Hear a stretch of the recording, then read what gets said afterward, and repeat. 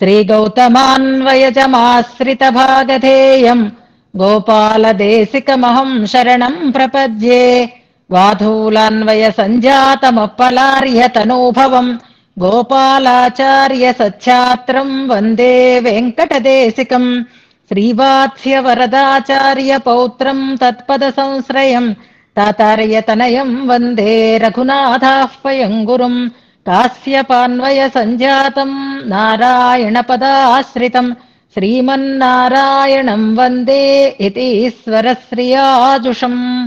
సద్గ్రంథాధ్యయన సంగోష్ఠిని ఈనాటి వ్యాసంగానికి సాదరంగా ఆహ్వానిస్తూ కలిసి ప్రార్థన చేసుకుందాం. శ్రీపరాశర భట్టార్యః శ్రీరంగేశ పురోహితః శ్రీవత్సాంకసుతః శ్రీమాన్ శ్రేయసే మేస్తు భూయసే. సప్త ప్రాకార మధ్యే సరసిజ ముకుళోద్భాసమానే విమానే కావేరీ మధ్యదేశే మృదుతర ఫణిరాడ్భోగ పర్యంక భాగే నిద్రాముద్రాభిరామం కటినికట శిరః పార్శ్వ విన్యస్త హస్తం పద్మాధాత్రీకరాభ్యాం పరిచిత చరణం రంగరాజం భజేహం. యద్బృందావన పండితం దధిరవైర్యత్తాండవం శిక్షితం యల్లక్ష్మీకర సౌఖ్య సాక్షి జలజ ప్రస్పర్థమానర్థయత్ యద్భక్తేష్వజలస్థలజ్ఞమపి యద్దూచ్య ప్రసంగోత్సుకం తద్విష్ణోః పరమం పదం వహతు నః శ్రీరంగిణో మంగళం. శ్రీస్తనాభరణం తేజః శ్రీరంగేశయమాశ్రయే చింతామణిమివోద్వాంతం ఉత్సంగే అనంతభోగినః. ఈనాడు గోష్ఠికి స్వాగత వచనాలని తెలియచేస్తూ నిన్నటి పాఠ్యాంశాన్ని మనన రూపంగా మన ముందు ఉంచినటువంటి ప్రథమ తాంబూల సమర్పణం చేసినటువంటి గంగ గారిని మనసారా అభినందిస్తున్నాను. ఆపలేదు, ఎందుకంటే ఆమెలో ఉండేటటువంటి అహమహమిక అనే ఒక లక్షణాన్ని చూసి ఇది చెప్పేయాలి, ఇది చెప్పేయాలి, ఇది చెప్పేయాలని అసలు మరొక ప్రపంచం లేదన్నట్లుగా చక్కగా తయారు చేసుకున్నటువంటి అంశాన్ని చెప్పడంలో ఆమె చూపించినటువంటి ఆ ఉత్సాహాన్ని నేను మనసారా మంగళాశాసనం చేస్తున్నాను. 2 శ్లోకాలు కనుక ఒక 2 నిమిషాలు అటు ఇటు అయినా పర్వాలేదు అనే దృష్టితోటి ఆపలేదు. కానీ ఇంకా ఎక్కువ అవుతోంది కాబట్టి ఒక సూచన చేయాల్సి వచ్చింది. ఇది ప్రథమ ప్రయత్నం కనుక సమయాన్ని కుదుర్చుకోవడం కష్టం. కానీ ఈ ప్రయత్నంలో ఆమెని మనసారా అభినందించేది ఏది అంటే విషయాన్నంతటినీ బుర్రలో పెట్టుకుని అవగాహన చేసుకుని అనుసంధానం చేసుకుని దాన్ని వీలున్నంత వరకు విస్తృతంగా రాసుకుని మళ్ళీ దాన్ని చక్కగా చెప్పాలని చేసినటువంటి ఈ ప్రయత్నం అయితే చక్కగా సఫలమైంది. కాకపోతే ఇంకా మొదటి ప్రయత్నంలో ఉన్నటువంటి లోటుపాట్లని సరిదిద్దుకుంటూ సమయం కానీ విషయం కానీ వీటన్నింటినీ కూర్చుకుంటూ చక్కగా చెప్పగలిగేటటువంటి సామర్థ్యం తప్పకుండా వస్తుంది. విషయం ముందు అర్థమైతే ఫస్ట్ టైం చేసినప్పుడు కంగారుగానే ఉంటుంది. ఆ తర్వాత మళ్ళీ దాన్ని చక్కగా ఒక స్ట్రీమ్ లైన్ లోకి తెచ్చుకొని ఏ విషయాన్ని ముందు చెప్పాలి, ఏ విషయాన్ని తర్వాత చెప్పాలి అనే విజ్ఞానం కూడా తప్పకుండా కలుగుతుంది తల్లి. అందుకే ఇవాళ మీరు చేసిన దాంట్లో చిన్న చిన్న దోషాలున్నా మరి ఇంక నేను చెప్పను, ఇప్పటికే సమయం అయిపోయింది కాబట్టి. ఇది ప్రథమ ప్రయత్నంలో అందరికీ ఉండేటటువంటి ఒక అడ్వాంటేజ్ కాబట్టి దోషాల ప్రసక్తి లేదు. మీ ప్రయత్నం అభినందనీయం. మీకు విషయం పట్ల అవగాహన ఉంది, దాన్ని ఇంకా కొంచెం సరిగ్గా పేర్చుకోవడంలో మీకు ఒక అభ్యాసం రావాలి. అది వస్తుంది. ప్రయత్నం ప్రారంభించారు, శుభారంభం చేశారు. తప్పకుండా ఇలాంటి వ్యాసంగాన్ని మీరు ఇంకా ఇంకా కొనసాగిస్తూ ఉండాలి అని పెరుమాళ్ళని ఆచార్యులని ప్రార్థన చేస్తూ ఇతోధికమైనటువంటి ఆచార్య అనుగ్రహంతో ఇలాంటి మీ అభిరుచి, ఇలాంటి మీ సమర్థత ఇంకా ఇంకా ఇంకా విస్తరించాలి, ఇంకా ఇంకా అది వర్ధితం కావాలి అని రంగనాథుణ్ణి, రామానుజుల వారిని, అస్మదాచార్యులని కూడా ప్రార్థన చేసుకుంటూ మన వ్యాసంగాన్ని ప్రారంభం చేసుకుందాం. ఇవాళ కొంచెం సమయం అవుతోంది కాబట్టి మనం మొదటి శ్లోకం ఇవాళ నిన్న చెప్పుకున్నటువంటి 2 శ్లోకాలని అనుసంధానం చేసుకుంటూ మన వ్యాసంగాన్ని ప్రారంభం చేసేసుకుందాం. శ్రీవత్స చిహ్నమిశ్రేభ్యో నమ ఉక్తిమధీమహే యదుక్తయస్త్రై కంఠే యాంతి మంగళ సూత్రతాం. గంగాశంకర్ గారు ఒకసారి గమనించండి శ్లోకాన్ని. ఇంకా మీరు మొదటి శ్లోకంలో ఆ శ్లోకం కొంచెం చదవడం కష్టం, కానీ ఇంకా కొంచెం చివరి 2 లైన్లు బాగా చదివారు. మొదటి 2 లైన్లలో ఇంకా కొంచెం స్పష్టత రావాలి. అదొకసారి గమనించుకోండి. ధృత కనకజగిరి పరిమిళదుదధి ప్రచలిత లహరివదహ మహమికయా స్నపయతి జనమిమమపహరతి తమః ఫణిశయ మరకతమణి కిరణ గణః భోగేంద్ర నిస్వసిత సౌరభవర్ధితం శ్రీ నిక్ష్యానుషక్త పరమేశ్వర భావగంధి సౌరభ్యమాప్లుత దిశావధిరంగనేతుః ఆనంద సంపది నిమజ్జయతే మనాంసి. ఈ రెండు నిన్న మనం అర్థంతో అనుసంధానం చేసుకున్నాం. ముందుగా ప్రమాణ తిరట్టు లిస్ట్ అవుట్ చేసేస్తాను, దాన్ని నోట్ చేసి పెట్టుకోండి. తర్వాత కొంచెం కన్ఫ్యూజ్ అవుతుంది మధ్య మధ్యలో చెప్తూ ఉంటే. నిన్న 87వ శ్లోకంలో ఉండేటటువంటి వ్యాఖ్యానంలో మనకి పెరుమాళ్ తిరుమొழிలో ఒక పాశురాన్ని గురించినటువంటి ప్రస్తావన చేశారు. 5 దశకంలో ఒకటి పెరుమాళ్ తిరుమొഴി అనేటటువంటి దివ్య ప్రబంధం కులశేఖరులది. అందులో 5:1 5వ దశకంలో 1వ పాశురం తరుతుయరం తడాయేల్ అనేటటువంటి పాశురం. దశకము అలా ఆ పాశురంతో ప్రారంభమవుతుంది. అదొకటి. ఇక ఇవాళ రామాయణంలో అరణ్యకాండలో 2 శ్లోకాలు మనకి వస్తాయి. 88వ శ్లోకంలో వాటి సంఖ్యలు కూడా ఉన్నాయి.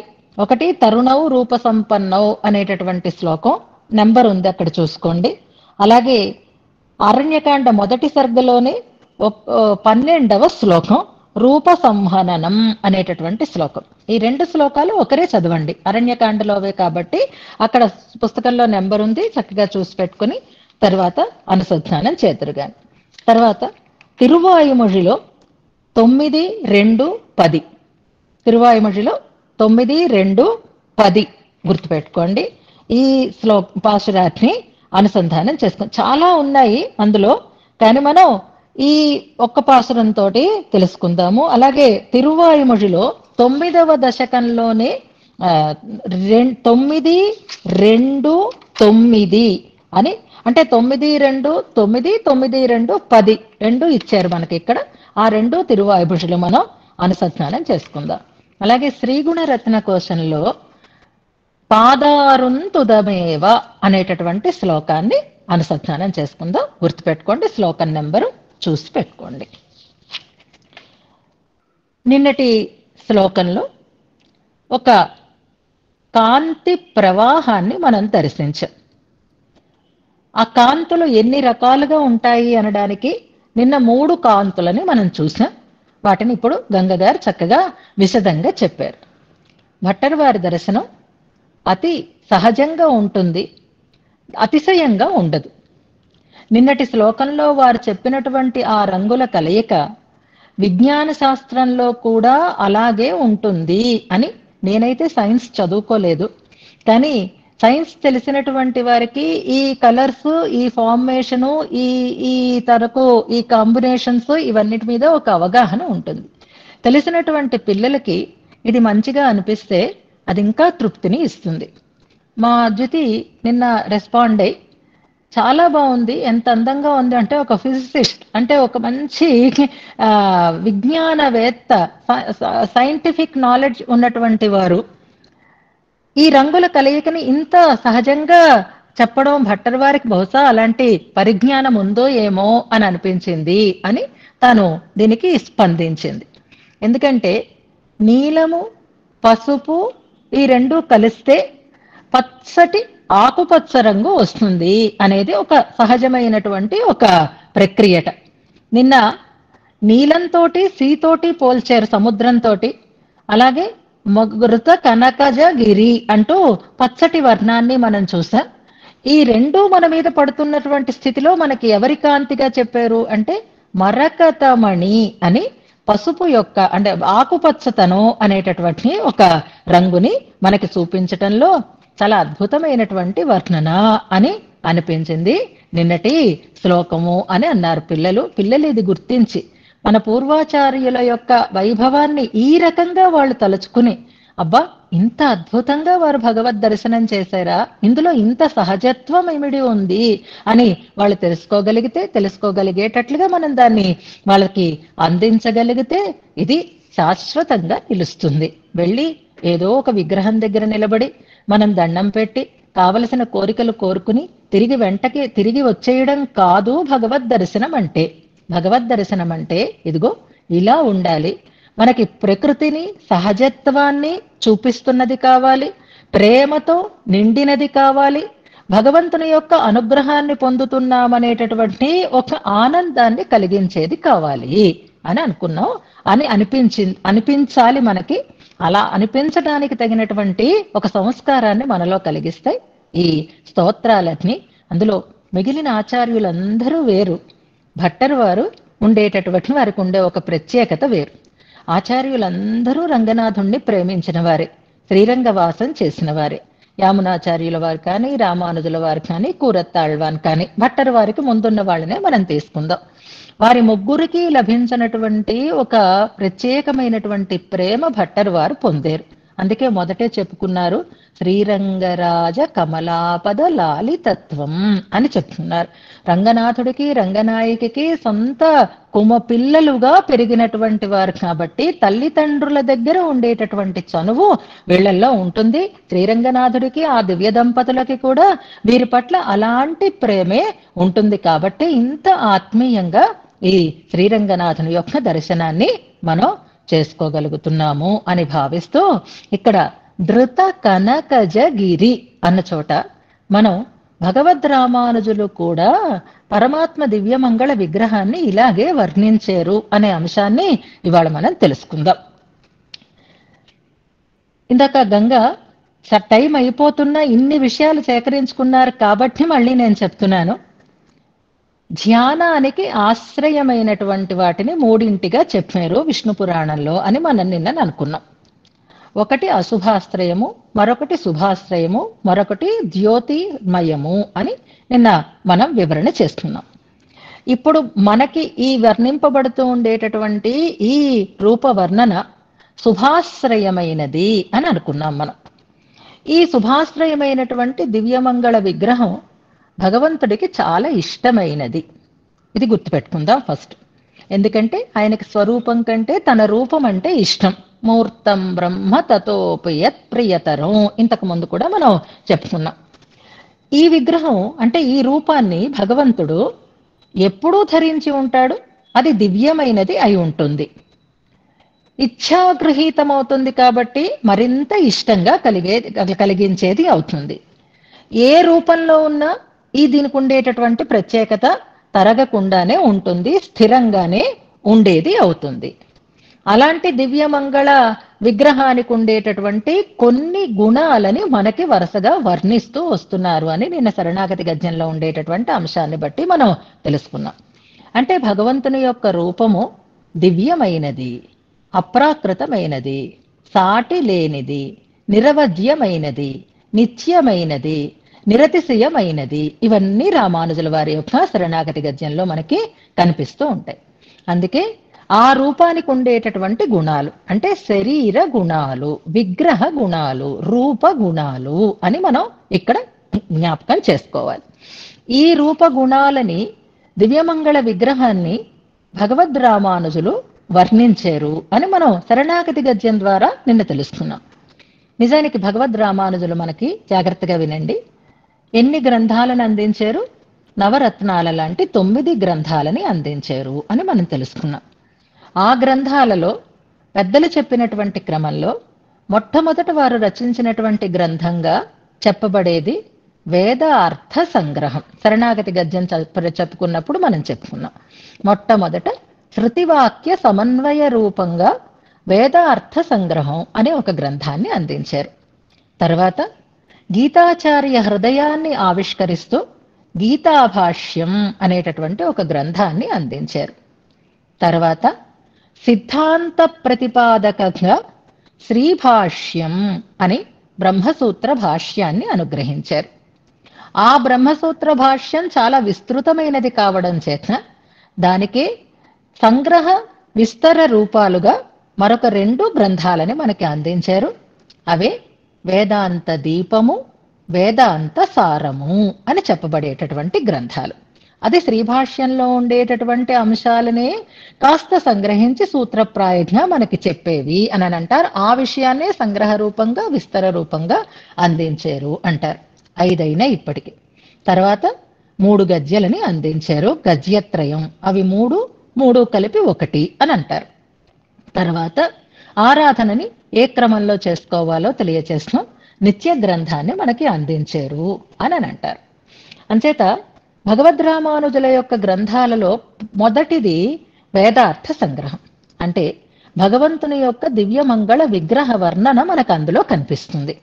అది రామానుజుల వారు మొట్టమొదటిగా చేసినటువంటి దివ్యమంగళ విగ్రహ వర్ణనం కనుక దాన్ని మనం ఇవాళ ఒక్కసారి తెలుసుకుందాము. ఎందుకంటే మన వ్యాఖ్యానంలో కూడా దాన్ని మనకి ప్రమాణంగా చూపించారు.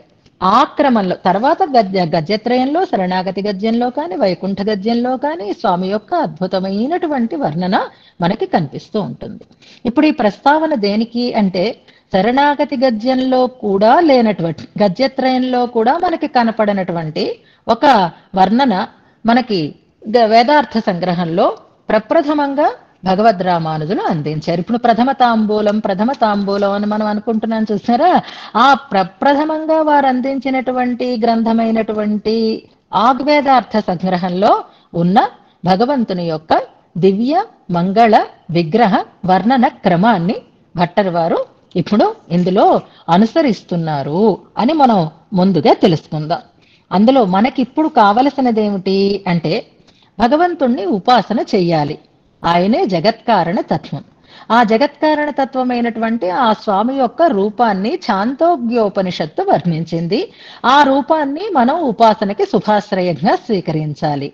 ఆయనే దహరాకాశంలో ఉండేవాడు, ఆయనే ఆదిత్య మండల అంతర్వర్తిగా ఉండేటటువంటి వాడు ఆయనే అంటూ ఆయన యొక్క సౌందర్యాన్ని, ఆయనలో ఉండేటటువంటి రూప గుణాలని వర్ణన చేస్తారు. అంతా మనకొద్దు, ఎలాగా సమయం లేదు. కానీ ప్రారంభ వాక్యం ఎలా ఉంటుంది అంటే, భగవద్ దివ్య మంగళ విగ్రహ వర్ణనం వేదార్థ సంగ్రహంలో భగవద్రామానుజులు మనకు అందించినటువంటి అంశం. యోసౌ ఆదిత్య మండలాంతర్వర్తి, ఆదిత్య మండలాంతర్వర్తి అయినటువంటి ఈ పరమాత్మ ఎవరైతే ఆయన ఉన్నాడో, ఆయన తప్త కార్తస్వర గిరివర ప్రభ. దీనికోసం దీన్ని మనం ఇప్పుడు ప్రస్తావన చేసుకుంటున్నాం. వ్యాఖ్యానంలో ఇది ఇవ్వలేదు, కానీ అక్కడ ఉన్నది ఇది కాబట్టి మనం తప్త కార్తస్వర గిరివర ప్రభ.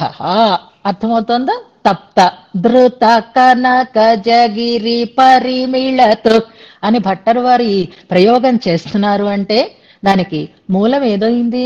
భగవద్రామానుజుల యొక్క ఈ ప్రయోగమే అని అనుకోవాలి. తప్త కార్తస్వరం, కార్తస్వరమన్నా, జాంబూనదమన్నా, అష్టాపదమన్నా బంగారము అనే అర్థమే వస్తుంది. ఇక్కడ కార్తస్వరం అనే ప్రయోగం చేస్తున్నారు. తప్త కార్తస్వరం అంటే బాగా కరిగించినటువంటి బంగారము.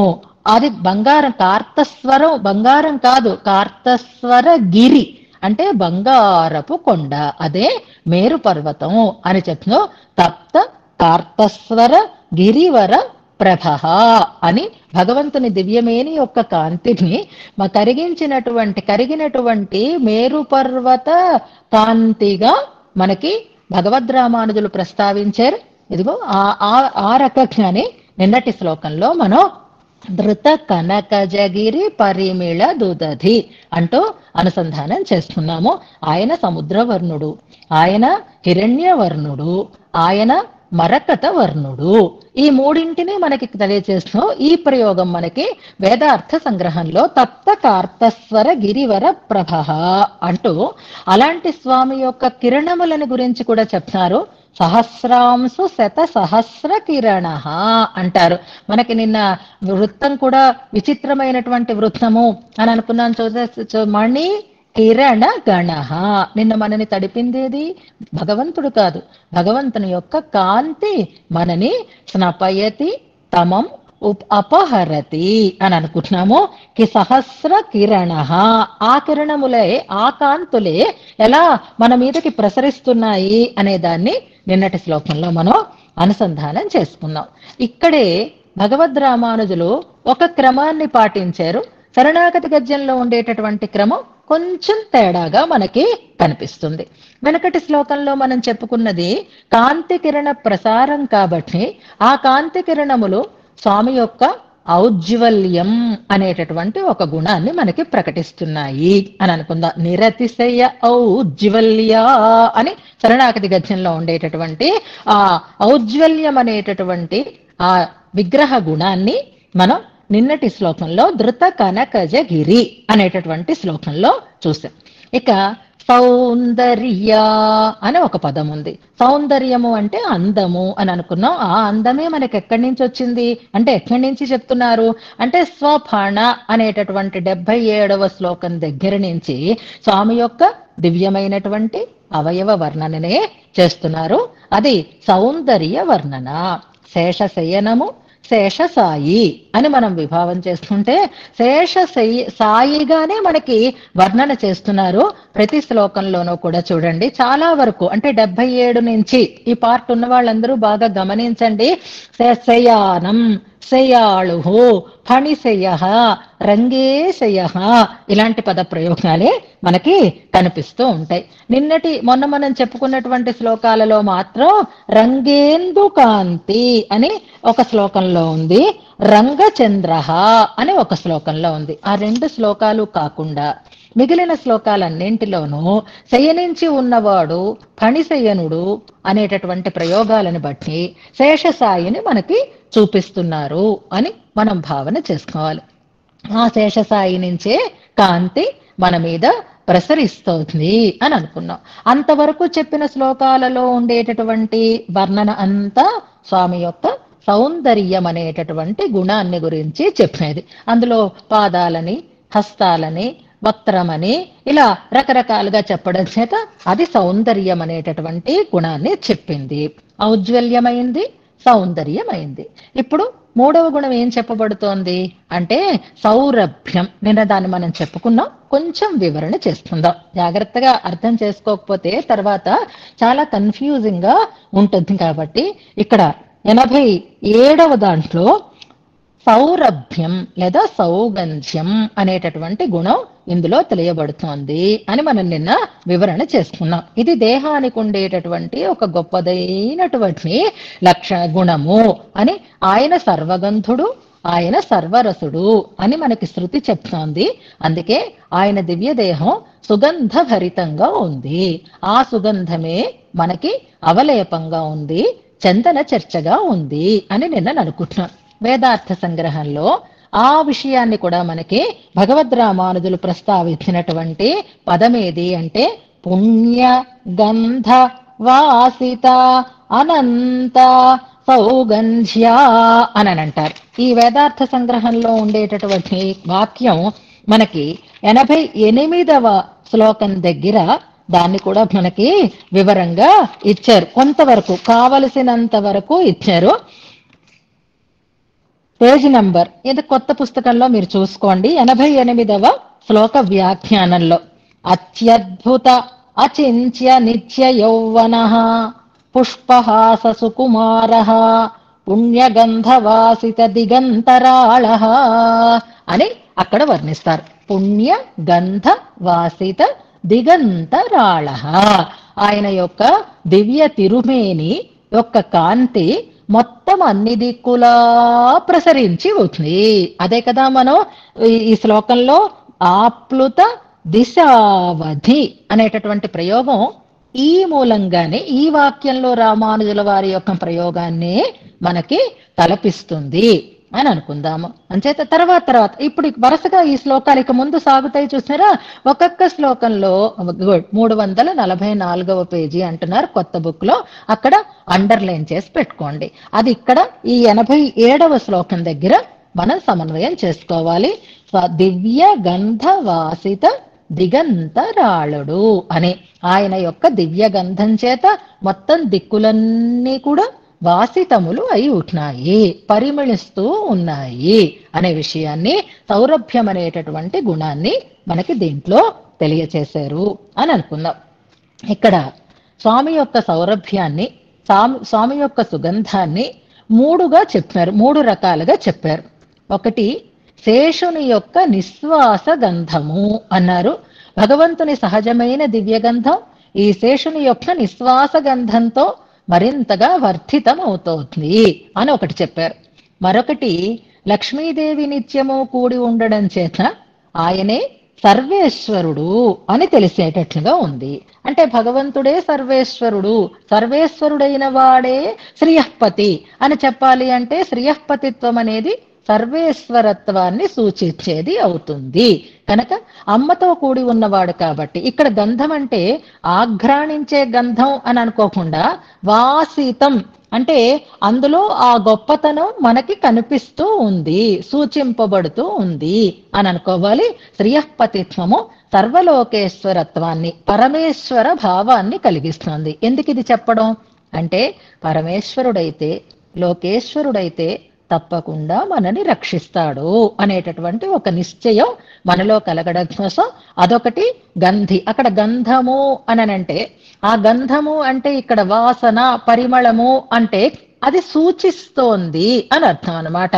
మల్లెపూల వాసన వస్తుంటే మల్లెపూలు ఇక్కడ ఉన్నాయా అని మనకి అక్కడ పూలు ఉన్నాయి అనే విషయం ఎలా తెలుస్తుందో, లక్ష్మితో కూడి ఉన్నటువంటి ఆ స్వామి సర్వేశ్వరుడు అనే విషయం అక్కడ స్పష్టంగా మనకి తెలియబడుతోంది అని అంటున్నారు. ఇక్కడ మనం సులభంగా అర్థం చేసుకోవటానికి నిత్యం మనం మంగళాశాసనం చేస్తాం కదా పెరుమాళ్ళకి.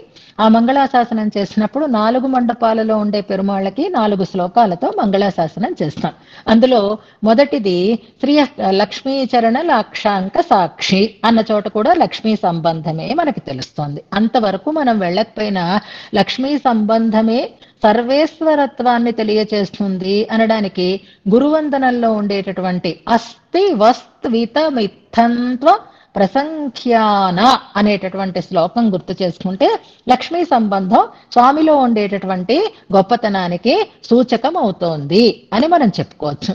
ఇక 4 శ్లోకాలు ఒకసారి గమనిస్తే మొదటి శ్లోకం రంగనాథుణ్ణి చెప్పేది లక్ష్మీచరణ లాక్షా చిహ్నములతో కూడి ఉన్నవాడు అని.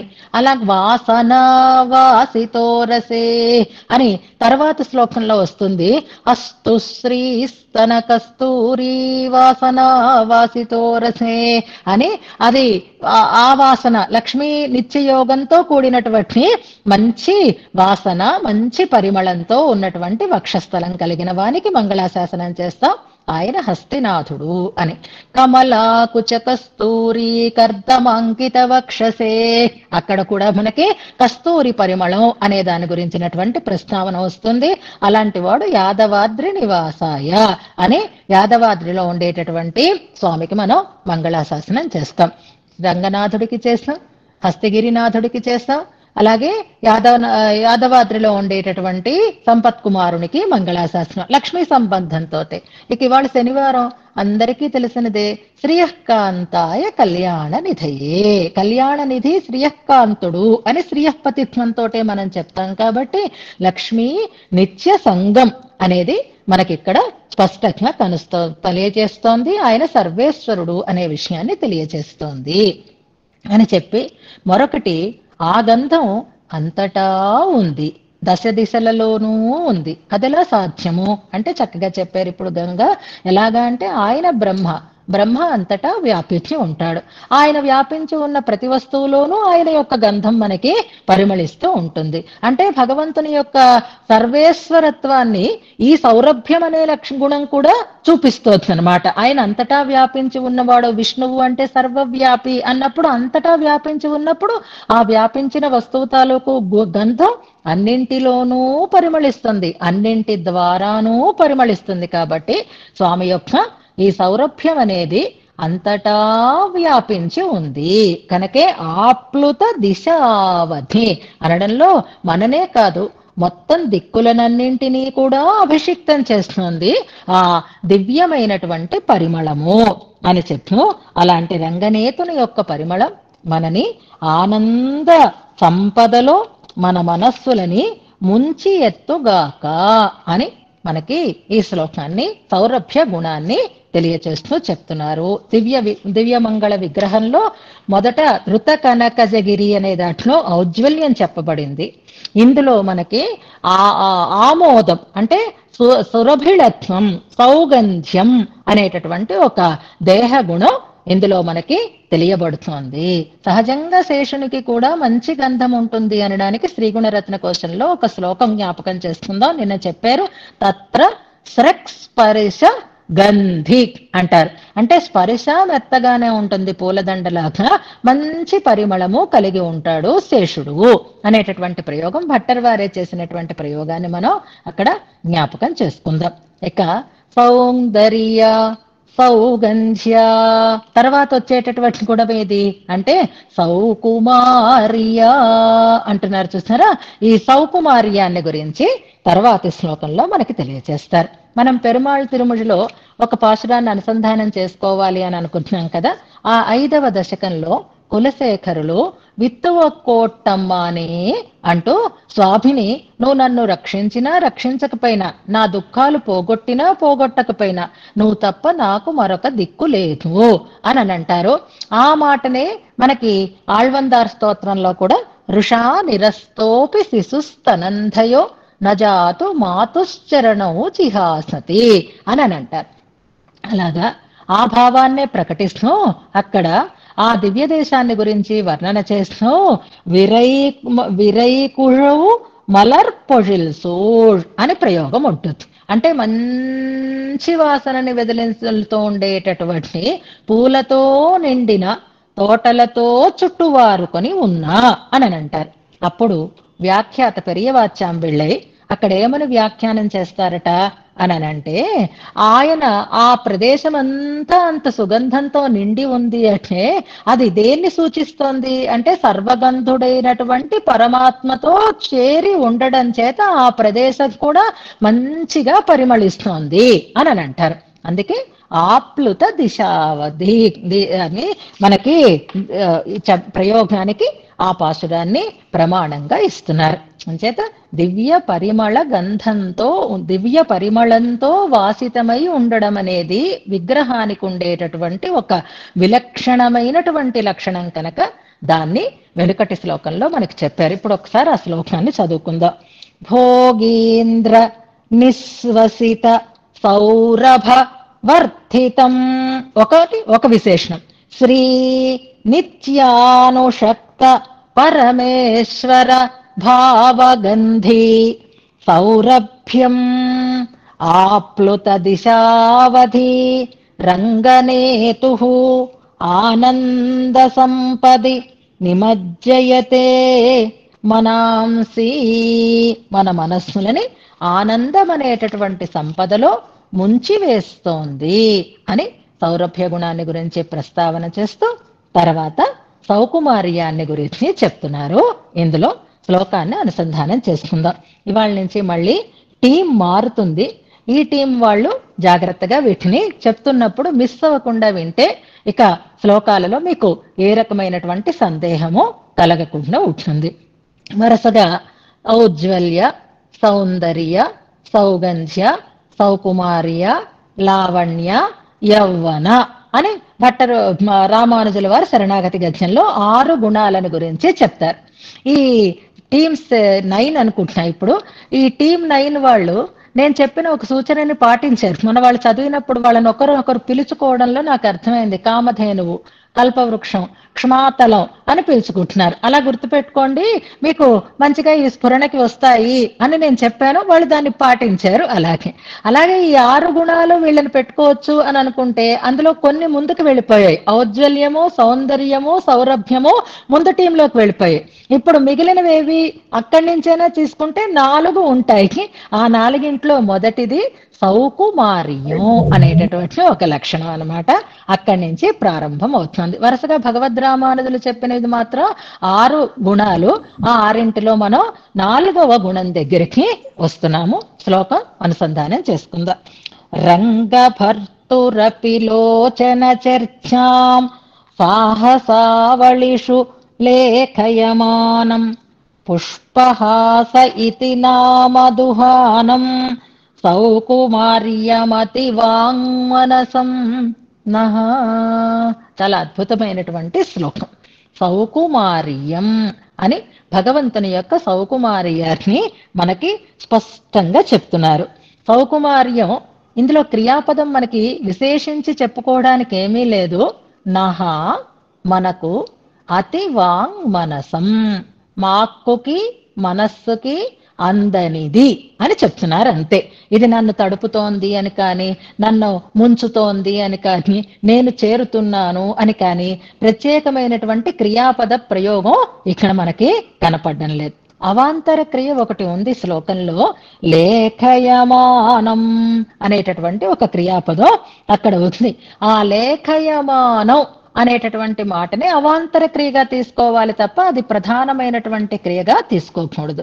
ఇందులో మనం అర్థంతో చెప్పుకోవడమే క్రియని తప్ప అంతకు మించి ప్రత్యేకమైనటువంటి క్రియాపదంగా ఏది మనకి కనపడదు. ఈ సౌకుమార్యాన్ని పుష్పహాస ఇతి నామ దుహానం అంటూ చెప్తున్నారు. ఈ పదప్రయోగం వచ్చేసరికల్లా మనకు విష్ణు సహస్రనామంలో స్వామి యొక్క నామాలలో ఈ నామం కనిపిస్తుంది. చాలా అద్భుతమైనటువంటి పేర్లతో 1000 నామాలతో మనం స్వామిని ప్రస్తుతి చేస్తూ ఉంటాం. అందులో చాలా విలక్షణమైనటువంటి నామం, కొన్ని చాలా కామన్ గా ఉండేటటువంటి పేర్లు ఉంటాయి, కొన్ని చాలా విలక్షణమైనటువంటి నామాలుగా మనకి చెప్పబడుతూ ఉంటాయి. ఇప్పుడు ఈ పుష్పహాసహ అనే నామం విష్ణు సహస్రనామంలో మనకు వస్తుంది. ఆ శ్లోకాన్ని ఒక్కసారి జ్ఞాపకం చేసుకుందామా? ఆధార నిలయోధాత పుష్పహాసః ప్రజాగరః. Very good. ఇలాంటివి వెంటనే మనం నెంబర్ పెడితే చక్కగా అందరికీ గుర్తుంటుంది. ఆధార నిలయ చివరికి వెళ్ళిపోతుంది అనమాట. ఇంకా 4-5 శ్లోకాల ముందర ఉంటుంది ఈ శ్లోకం. ఆధార నిలయో ధాత పుష్పహాసః ప్రజాగరః అని ఆ శ్లోక పాదం ఒక్కసారి మనం జ్ఞాపకం చేసుకుందాం. ఈ నామం ఇంత అందమైన నామం అనేటటువంటిది దీన్ని అనుభవించిన వారికే తెలుస్తుంది. కాబట్టి మా నాన్నగారు ఆయన మనవలిద్దరికి, మా ఇంకో తమ్ముడు పిల్లలు 2, ఆ ఇద్దరికి ఒక ఆడపిల్ల ఒక మగపిల్లడు. వాళ్ళిద్దరికీ 2 విలక్షణమైనటువంటి పేర్లు పెట్టారు. ఆ మగపిల్లడి పేరు పుష్పహాస్ అని పెట్టారు. ఈ పుష్పహాస్ అనేటటువంటి ఏదో కమల్ హాసన్ ఇలాంటివి హీరోల పేర్లు మనం వింటున్నాం, కానీ మన స్వామిని మనం ఇంత అందమైనటువంటి నామంతో పిలుస్తున్నాం. అలా పిలిచేటటువంటి నామాన్ని పెట్టుకుంటే బాగుంటుంది అని అనిపించింది. అందుకే తన మనవడికి పుష్పహాస్ అని పేరు పెట్టారు. అలాగే అమ్మాయికి ఆమోదిని అని పేరు పెట్టారు. వెనక సౌగరభ్యం గురించి వచ్చింది ఆమోదిని. ఇది కూడా విలక్షణమైనటువంటి పేరే, కామన్ గా ఉండేటటువంటి పేరు కాదు. ఆమోదిని అనే అమ్మాయికి పుష్పహాస్ అని ఆ మగపిల్లవాడికి మా నాన్నగారు చేసినటువంటి నామకరణాలు. ఈ పుష్పహాస్ అనే పేరు వినేసరికల్లా అబ్బా ఇంత కామన్ గా చేశారా, ఇంత అందం ఉందని దాన్ని ఇంతగా భావించి దాన్ని నిత్యము అనడానికి వీలుగా పెట్టుకోవాలి అని అనిపించింది. ఆ పుష్పహాస్ అనేటటువంటి పుష్పహాస అనే నామంలో ఉండే విలక్షణత్వాన్ని మనం ఇవాళ అనుసంధానం చేసుకుందాం. ముందు ప్రతిపదార్థాన్ని తెలుసుకుందాము.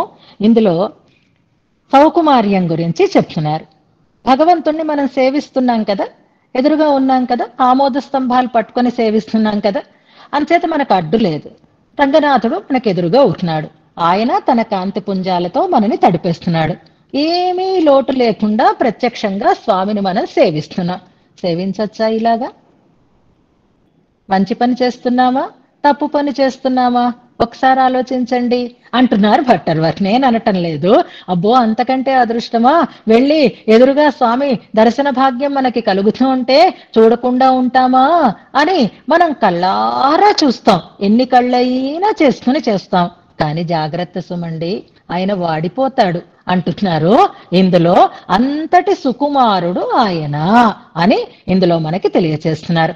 రంగభర్తురపి, రంగభర్తు అనేటటువంటి పదం రంగభర్త, రంగభర్త యొక్క అని అర్థం అన్నమాట. రంగభర్తు రంగనాథుని యొక్క, అపి అనే పదం పక్కన పెట్టండి. అపి అంటే కూడా అని అర్థం అన్నమాట. ఈ కూడా అనే దాన్ని మనం ఎక్కడ తెచ్చుకోవాలి అంటే లోచన చర్చాం అంటున్నారు. లోచన చర్చ, లోచన చర్చ అనే పదం చాలా గమనించాలి. లోచనములు అంటే మనకి తెలుసు, నయనములు, అక్షులు, ఈ పదాలకే మరొక పర్యాయ పదంగా లోచనము అంటే నేత్రము అని అర్థం వచ్చింది. ఎవరి లోచనాలు? రంగనాథుని యొక్క నేత్రాలు అనమాట. కాదు రంగభర్తు రంగనాథుని యొక్క సౌకుమార్యానికి అన్వయం చేసుకోవాలి. లోచన చర్చ చర్చ అన్న దగ్గరే ఆగండి.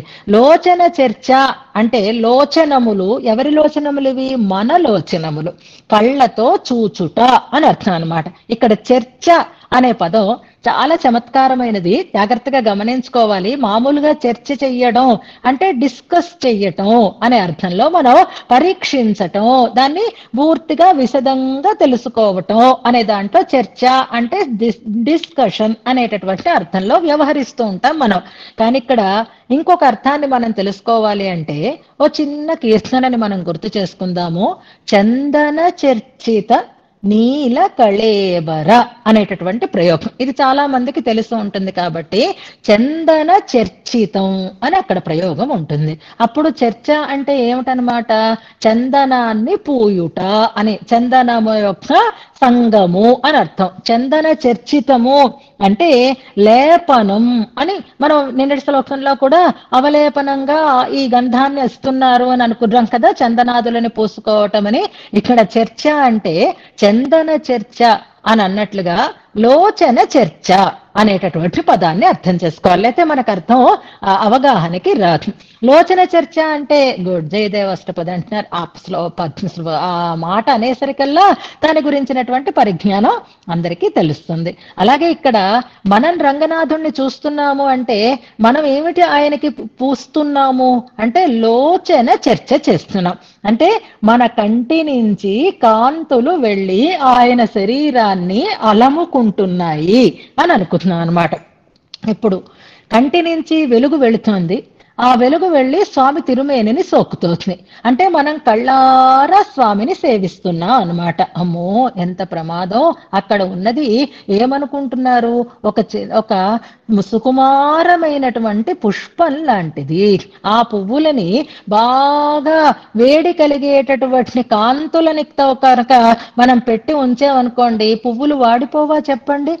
మొన్ననే మనం అనుకుంటున్నాం, కాంతిమయమైనది ఏదైనా సరే దాహకత్వ లక్షణాన్ని కలిగి ఉంటుంది అని. ఎక్కువసేపు లైట్స్ లో అక్కడ మనం కూర్చుంటే మనకే దాని తాలూకు ప్రభావం కనిపిస్తుంది. ఇప్పుడు మనం కళ్ళతో చూసేస్తున్నాము, కంటి నుంచి కాంతులు ఆయన శరీరానికి అంటుతున్నాయి. ఆయనేమో పుష్పంలా సుకుమారుడు, ఇప్పుడు ఈ చూపులతో ఏమైపోతుంది? ఆ పువ్వు వాడిపోతుంది అని.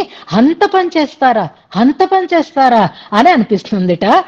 లోచన చర్చాం అపి, ఇంకేం చెయ్యక్కర్లేదు, ముట్టుకోక్కర్లేదు, కళ్ళతో చూస్తే చాలు. పసిపిల్లలు ఉయ్యాల్లో పడుకున్నప్పుడు వాళ్ళని మిగిలిన వాళ్ళ ముద్దు కోసం మాటి మాటికి పట్టుకుని కుదుపుతూ ఒళ్ళో కూర్చోపెట్టుకునో ఎత్తుకునో చేస్తామంటే వద్దమ్మా వాడిపోతారు, ముట్టుకోకండి అంటాం.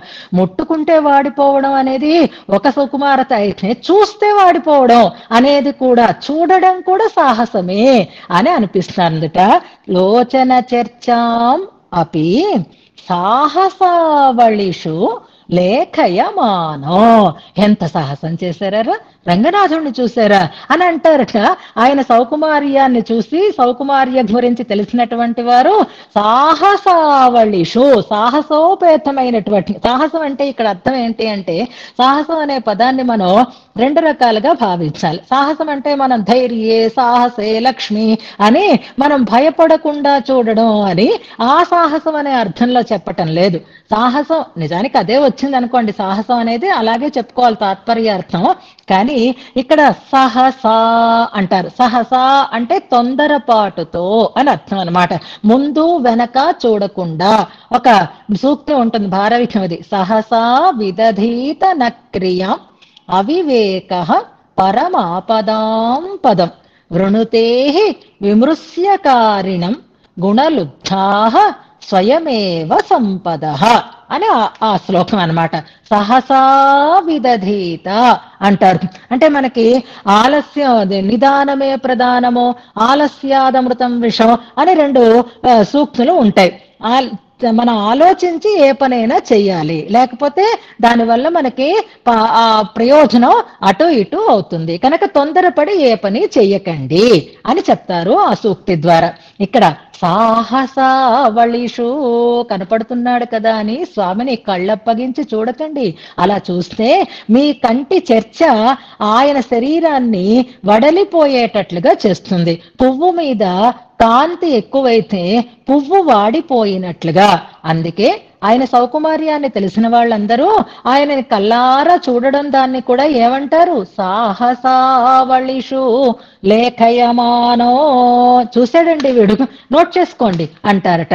చూశాడండి వీడు, నోట్ చేసుకోండి అంటే దేంట్లో అంటే ఆ కేటగిరీస్ ఏమిటి అంటే సాహసం చేశాడు, తొందరపాటుతో ఆ రంగనాథుడిని చూసేసాడండి అని నోట్ చేసి పెట్టేస్తారు. అంటే ఇది కూడా తొందరపాటు పనిగా లిఖింపబడుతుంది. అలాగా వాళ్ళు దాన్ని భావించేటట్లుగా అని అంటారు.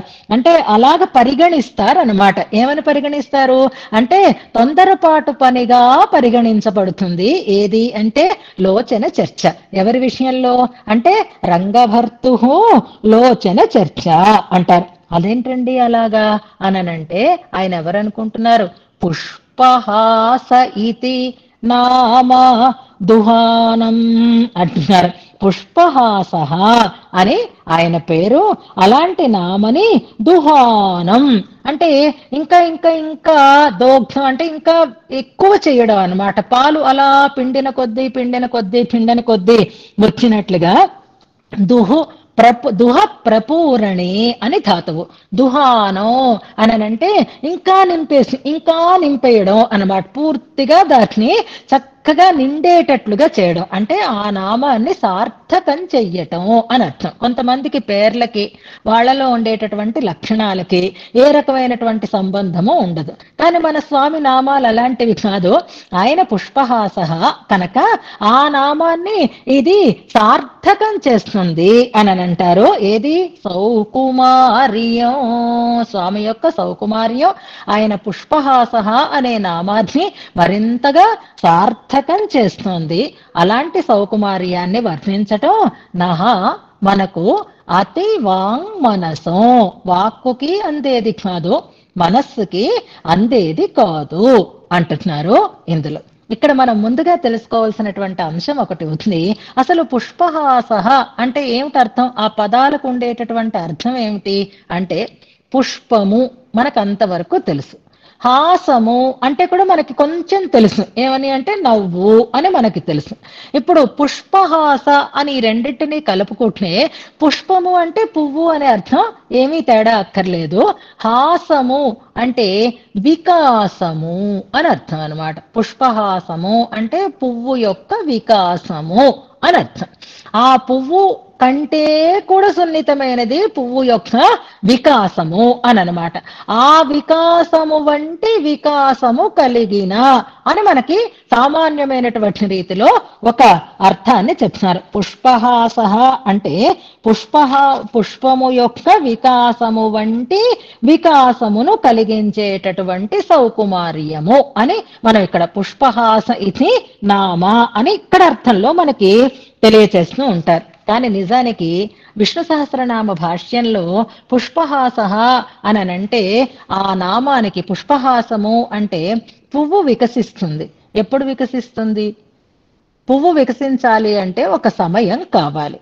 ఎప్పుడు అంటే సాయం సమయంలో వికసిస్తాయి పుష్పాలన్నీ కూడా కదా. విచ్చుకోవాలి అంటే సాయం సమయం కావాలి. పుష్పహాస అనే పేరుకి అర్థాన్ని పుష్పహాసము అంటే సాయంకాలము అని అర్థం చెప్తారు. అక్కడ పుష్పహాస కాదు, పుష్పహాసము అంటే సాయంకాలం. ఆ సాయంకాలం లాంటి వాడు ఈయన. ఎలాగా అనంటే భగవంతుని పట్ల మనకి ఇష్టాన్ని కలిగించి భగవంతుణ్ణి మనం సేవించగలిగేటటువంటి శక్తిని మనకిస్తాడట. దానితో పాటుగా ఆ దర్శనం వల్ల ఆ అనుభవం వల్ల మనకి ఆనందాన్ని కూడా కలిగించేటటువంటి వాడు అవుతాడు అని చెప్తారనమాట. అంటే ఆ పువ్వుకి ఆనందాన్ని ఆ వికాసాన్ని ఎలాగైతే సాయం సమయం కలిగిస్తుందో అలాగే భక్తుల యొక్క హృదయములనేటటువంటి పుష్పాలలో ప్రేమ అనేటటువంటి వికాసాన్ని నింపి ఆనందం అనేటటువంటి పరిమళాన్ని కలిగించేటటువంటి వాడు పరమాత్మ. కనుక ఆయనని పుష్పహాస అని చెప్తారు అని మనకి చెప్తున్నారు. ఇంకా పుష్పహాసము అంటే పువ్వు యొక్క అగ్ర ప్రదేశము అని ఆ రకంగా కూడా రకరకాలుగా దీన్ని చెప్తారు. నామాన్ని బట్టి మనం తెలుసుకోవాలి అంటే పువ్వు యొక్క వికాసము కలిగిన అని అంటారు. అంటే పువ్వు ఎవరి చేత వికసింపచేయబడుతుందో అలాగే హృదయ పుష్పాన్ని వికసింపచేసేటటువంటి వాడు. భగవంతుణ్ణి మనం దర్శించాలి అంటే భగవంతుడే మనకి అవకాశాన్ని ఇవ్వాలి, భగవంతుడే దర్శించగలిగేటటువంటి శక్తిని ఇవ్వాలి. దర్శించి వచ్చేయడం కాదు, దర్శించిన తర్వాత మనలో ఆనందం కూడా కలగాలి. అలా ఆనందాన్ని కలిగించేటటువంటి వాడు ఆయనే కనుక మనకి భగవంతుణ్ణి చూస్తే ఆనందం కలుగుతోంది అంటే ఇది మన శక్తి కాదు, భగవంతుడు చేయిస్తున్నటువంటి శక్తి. ఎలాగైతే సమయం వస్తే పువ్వులు వికాసాన్ని పొందుతాయో అలాగే భగవంతుని యొక్క అనుగ్రహంతో మనకి భగవద్ దర్శనం వల్ల ఆనందం కలుగుతుంది. హాసము అంటే వికాసము అని. అలాంటి పుష్పహాసము వంటి అంతటి సుకుమారము సౌకుమార్యము ఆయనది అని చెప్తూ ఆ సౌకుమార్యాన్ని మనం వర్ణించాలి అంటే అది మాటలకి అందేది కాదు అని ఇందులో మనకి తెలియచేస్తున్నారు. అంటే స్వామిని కనులారా చూడడం అనేటటువంటి ఒక సన్నివేశం కూడా స్వామి సౌకుమార్యాన్ని మనకి తెలియచేస్తూ అది కూడా సాహసమే సుమండి అంటారు. మనం శ్రీగుణరత్న కోశంలో భట్టరు వారి భావననే పాదారుంతుదమేవ అనేటటువంటి శ్లోకంలో చదువుకుందాం అనుకున్నాం. అది మనకి ఇంతకు ముందు చాలా సార్లు చెప్పుకున్నాం. చేటీ భృసాలోకితైరంగంలాని చెలికెత్తలు తేరిపార అమ్మవారిని చూస్తే అమ్మ యొక్క ఆ శరీరం వాడిపోయేటట్లుగా ఉండేటటువంటి సౌకుమార్యం అంటారు. పాదారుంతుదమేవ పంకజరజ ఆమె పాదాలకి ఆ పంకజంలో ఉండేటటువంటి పుప్పొడి కూడా గుచ్చుకుంటూ ఉండేటటువంటి కాఠిన్యం కలిగినది అని ఈ సౌకుమార్యాన్ని గురించి చాలా చోట్ల మనకి వర్ణన చేస్తూ ఉంటారు. ఈ స్వామి యొక్క గుణాలు ఏవి కూడా ఇంతటివి అని చెప్పలేము, ఇలాంటివి అని కూడా చెప్పలేము. మనస్సుతోటి అందుకోలేము, మాటతోటి అందుకోలేము. స్వామి ఆనంద గుణాన్ని గురించి తెలియచేయాలి అనేటటువంటి ప్రయత్నంతో శృతి కూడా ప్రయత్నంలో ముందుకి సాగలేక వెనక్కి తిరిగి వచ్చేసింది అని మనం ఎన్నో పర్యాయాలు ఎన్నో ప్రమాణాలలో అనుసంధానం చేస్తున్నాం. ఉపరి ఉపరి అబ్జ భువోపి పూరుషాన్ ప్రకల్ప్య తేయే శతమిత్యనుక్రమాత్ గిరః తదేకైక గుణావధిప్సయ సదా స్థితాః కానీ నోద్యమతోతి సేరతే అంటారు. ఇంకా ప్రయత్నమే తప్ప ముందుకి సాగడం లేదు అంటారే.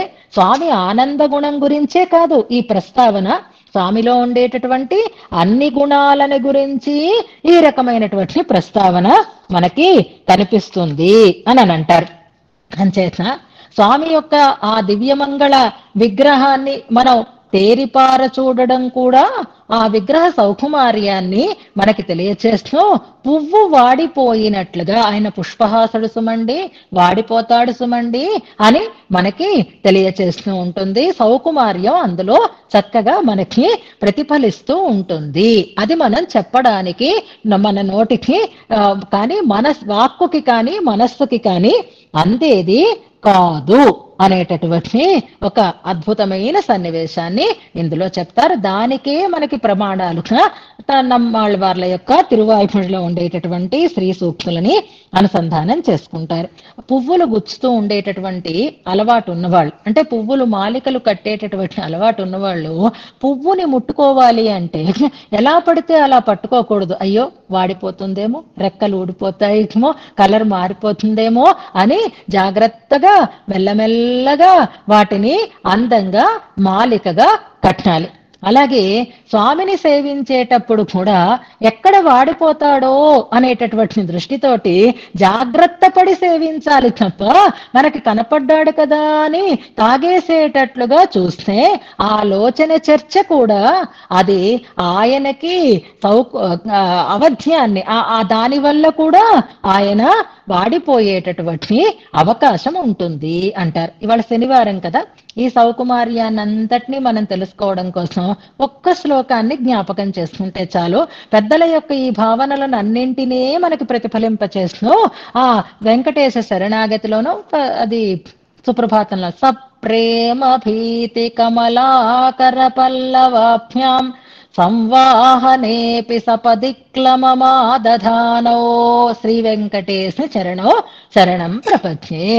అతి సుకుమారవతులు అయినటువంటి లక్ష్మీ అమ్మవారి లాంటి వారి చేతులు కూడా పట్టుకుంటే ఆ పాదాలు ఎక్కడ కందిపోతాయో అని వెంకటేశ ప్రపంచంలో ఉండేటటువంటి ముట్టుకోవాలని ఉంటుంది ప్రీతితో, కందిపోతాయేమో అని అనిపిస్తుంది భీతితో. అందుకే ముందుకు వెళ్ళి వెనక్కి రావడం, చేయి పెట్టబోయి మళ్ళీ చేయి వెనక్కి తీసుకోవడం అనేది చేస్తూ ఉంటారు అమ్మవార్లు అని మనకి చెప్తున్నారు. అదే మనం తిరువాయుముడిలో పాసురాలలో కూడా ఆళ్వార్ల భావన అదే మనకి కనిపిస్తుంది.